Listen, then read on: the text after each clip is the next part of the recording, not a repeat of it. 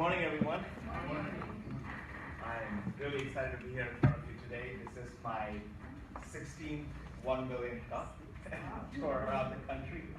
So, first time in Miami though. Very excited to be here. I've done a few other cities in Florida, but Miami is one of the most happening places in the country. So, very excited to be here, even for startups.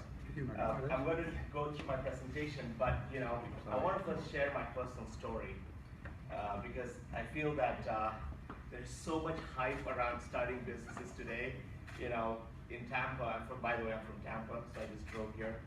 I think in like 20 days there were like 23 events, not meetups, so not including meetups for starting a business, right? And that's why I actually interjected to say startups because even though there is so much hype, there are fewer businesses being started today than 10 years back, right? Because starting a business sucks, really. If you start a business, you know what I'm talking about. I failed in my first business, and so I started this business to go back and fix why I failed in my first business. But I have to first acknowledge how hard it is. Like if you're really trying to start a business, I was global vice president at Nielsen Media Research, traveling around the world, looking at startups. I quit in June of last year, and from talking to like 40,000 people, being on phone calls for 12 hours, you know what I'm talking about. If you're in corporate America, you got like phone tied to your ear for 12 hours, right, from like 6 a.m. to 6 p.m.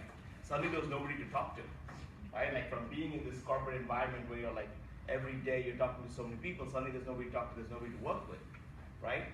And I wanted to fix that problem. So my first business was about importing and exporting textiles from India.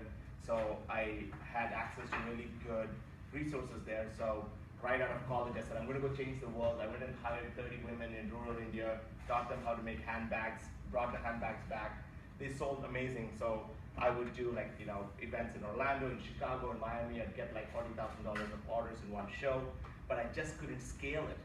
And so after 4 years of trying, I had to close it because, after 4 years of losses, IRS considers it a hobby, right? It's no longer a business because you made 4 years of losses.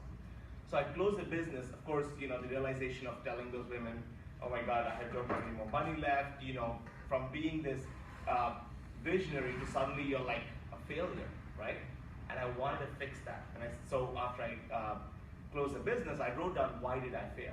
And so I said, hey, it's probably because I didn't have access to resources. But this really strange thing happened. As soon as I closed my business in 3 months, I started seeing all these things pop up around me that were for startups. And I said, how come I didn't know about this? Because if you're a startup, you've got blinders. You've got to make orders. You've got to call your clients. You've got to ship products, right?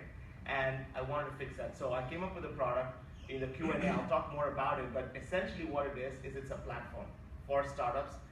The card I handed to you, it has a QR code. If you have an iPhone, you turn on your camera, you can download it. Android, it's absolutely free to use, but it's for the startup ecosystem. It's for startups who are not just attending meetings, but are at home, putting their kids to bed, running back to the computer, working till 2 a.m., right? It's for those people. And it plugs them with the entrepreneurial community like all of you, right? Because they have to come to a meeting like this to get access to you. But what if there was a place where you could go in your free time, connect with startups, give them access to the resources you have, and allow them to grow and flourish, right? So we've been, I launched in July of last year. In 6 months, we have over 2,000 startups on our platform. We have investors, mentors.